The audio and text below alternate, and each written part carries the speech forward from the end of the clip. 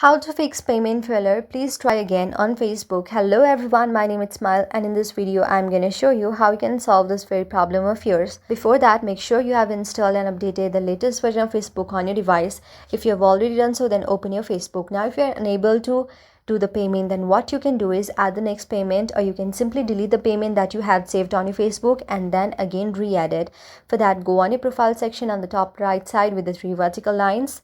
After this, just scroll a little bit down and then you can simply go on settings and privacy. Now when you scroll a little bit down, you will see the very option of order and payments. Tap there. After you tap there, now you can see the very option of contact info, security and controls, and also the payment methods. Just tap on the very first option, that is payment methods. Now tap on add payment method with the blue text right there. When you tap here, now you can simply enter your credit or debit card and all the credentials right here. If not, then you can simply go to your PayPal account. If you already have your PayPal account, just log in your PayPal credentials and then you are done. You can simply do your payment by your PayPal account or the debit credit card as well. Hope you like the video. If you like the video, then please do hit the thumbs up and subscribe button and also comment on the comment section below.